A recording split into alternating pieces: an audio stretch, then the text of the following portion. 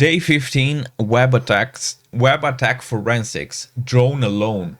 Explore web attack forensics using Splunk.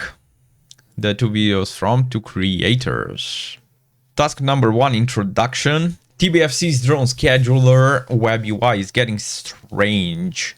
Long HTTP requests containing base64 chunks. Splunk raises an alert. Apache spawned an unusual process on some endpoints. This request can cause the web server to execute shellcode, which is obfuscated and hidden within the base64 payloads.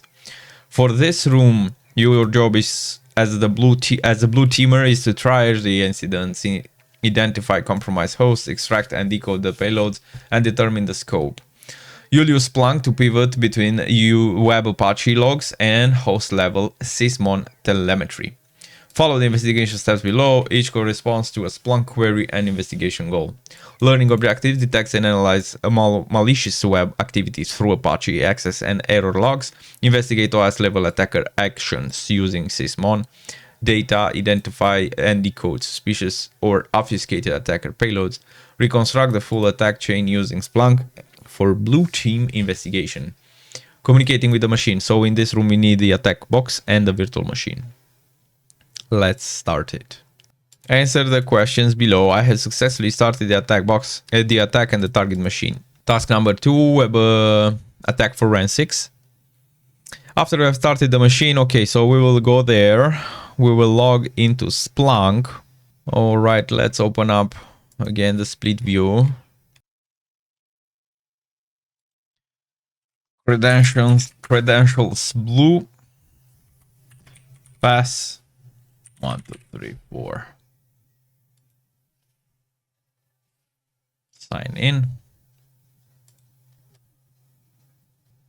Your license is expired. 1, 2, 3, 4. Not now. License expired. Oopsie, oopsie. I don't like this. I will try to stop the machine and restart one again because we don't have access to Splunk with these credentials. Your license is expired. We might not be able to do this, unfortunately. What is the reconnaissance executable file name? What executable did the attacker attempt to run through the command injection? We might not. Oh man, we might not be able to do this. Okay, let's try to go to 10.81.145.254 at 8,000 with blue. Your license is expired. Please log in as administrator. Pass. Actually, let me type the pass 1, 2, 3, 4. Yeah, it's not working. Pass 1, 2, 3, 4.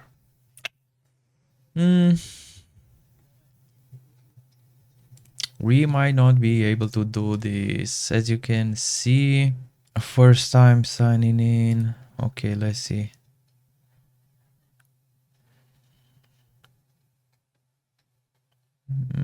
When you install these things, I mean, admin, I'll try with the same password. Admin.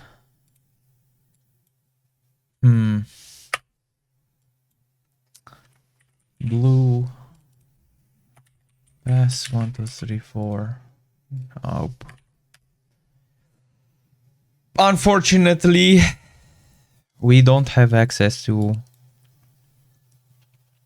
Splunk with this. Regardless, let's go through this and see. At logins, we are okay, so basically here we definitely see a successful login. We can see everything, right? We are inside as blue. I mean, let me also try with lowercase b.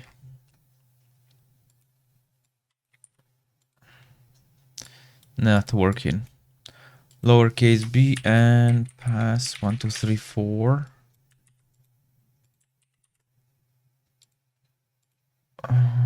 Okay, I'll try with lowercase p as well. Not working.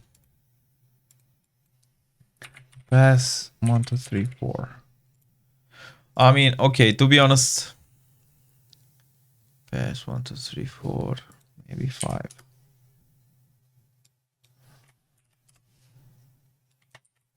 Other than this, we cannot do anything.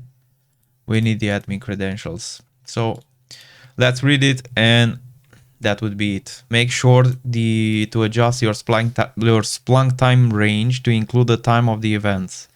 Last 7 days. Okay, so basically just here you can see the time range from the drop down, adjust it to 7 days. If the default range is too narrow, you may see no results found. A blue teamer would explore various attack angles via Splunk. In this task, we will follow Elf Log McBlue, who uses his Splunk magic to unravel the attack path. Detect suspicious web commands. This bothers me.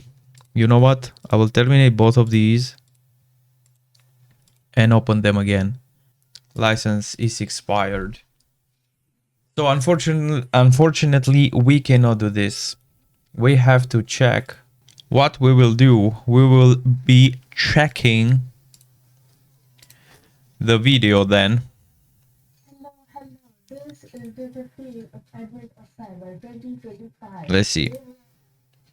First words in the start we have index equals to Windows _ Apache _ access. Yeah, so basically this is a query.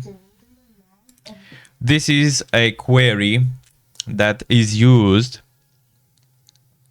Windows Apache access. So basically we search in this file the command exe or PowerShell or PowerShell.exe or invoke expression, and then table time, host, client IP, URI path, and you can find over here the URI query, right? The command exe. Here we see the path and then client, right? And to be honest, this Splunk room should be accessible because it's very hard to explain without showing you. It's a bit tricky if you don't see in Windows Sysmon the command exe who am I. Right, so basically we can run commands whoami.exe. Okay. I mean, also I think this room is a medium. Yes, it's yeah, it's a pretty hard room. Yeah, it is what it is. So basically for these two, I am sorry, but we don't have access to Splunk. So you can watch these videos from these two creators in order to respond to the questions. We will, so it's whoami.exe, the executable file name, command ejection, PowerShell.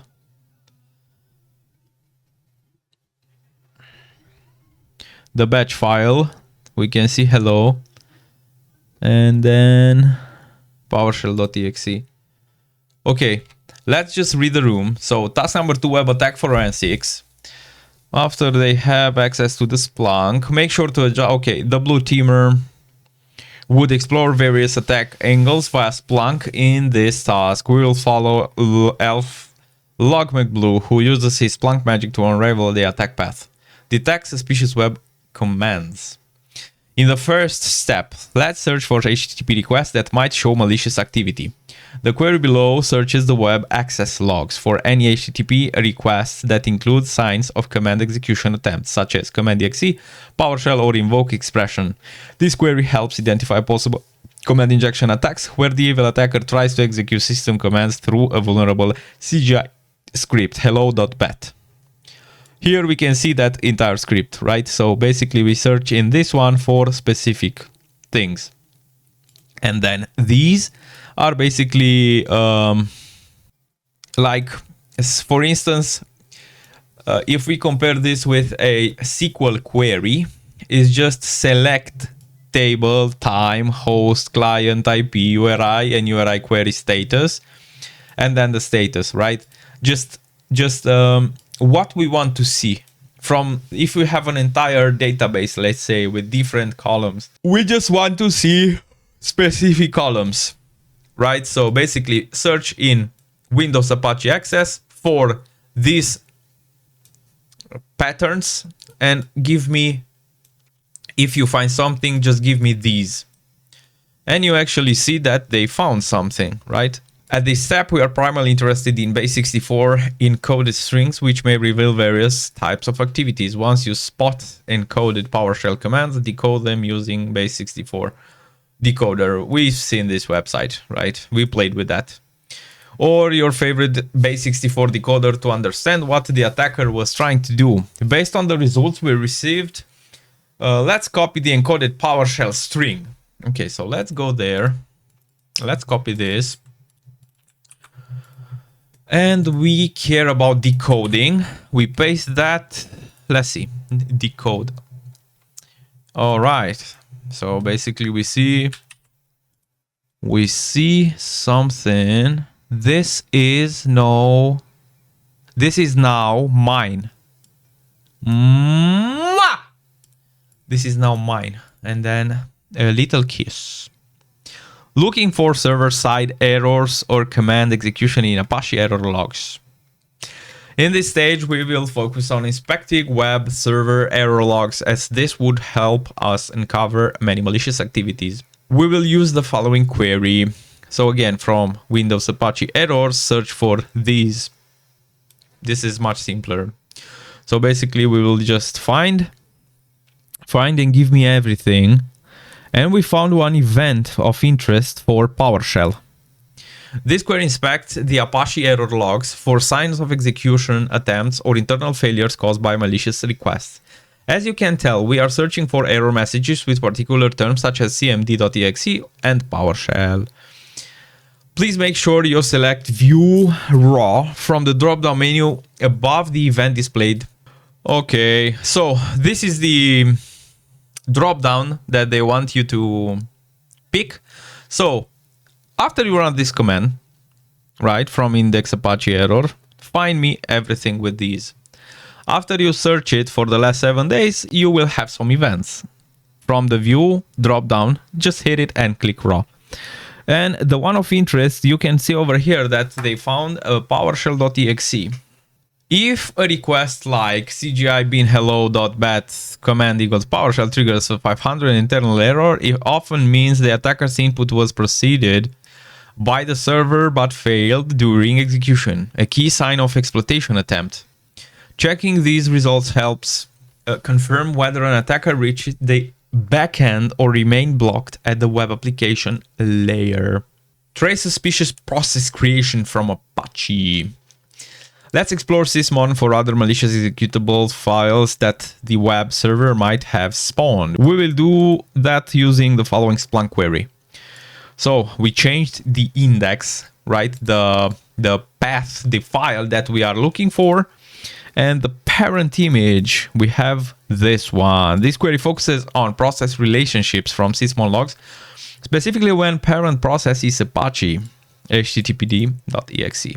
Right, from view, we select table, the one that was raw. Now we select it and click table. Okay, now we have the query. We hit for the last 7 days. We hit search. We find them. Now by the view, we select table. And you can see them very neatly over here. Typically, Apache should only spawn worker threads, not system process like CMD or PowerShell. It indicates a successful command injection where Apache executed a system command. The findings above is one of the strongest indicators that the web attack penetrated the operating system. Confirm attacker enumeration activities. In this step, we aim to discover what specific programs we found from previous queries do. Let's use the following query. Okay. Well, now in Windows system, we just find for every cmd.exe and who am I. This query looks for commands execution logs where command.exe ran and the command who am I. Attackers often use the who am I command immediately after gaining a code execution to determine which user account their malicious process is running as. Finding these events confirms the attacker's post-exploitation reconnaissance, showing that the injected command was executed on the host. Basically index like search in Windows sysmon, command exe, and who am I for the last 24 hours. We search it. Okay, again, view table. We found some. Identify base64 encode PowerShell payloads. In the final step, we will work to find all successful encoded commands. To search for encoded strings, we can use the following Splunk query. This query detects PowerShell commands containing encoded command or base64 text, a common technique attackers use to hide their real commands. If your defenses are correctly configured, this query should return no results, meaning the encoded payload such as message never run. If results appear, you can decode the base64 command to inspect the attacker's true intent. As you can see, that command brings no results. Answer the questions below. What is the reconnaissance executable file name? OMI.exe. What executable did the attacker attempt to run through the command injection? PowerShell.exe.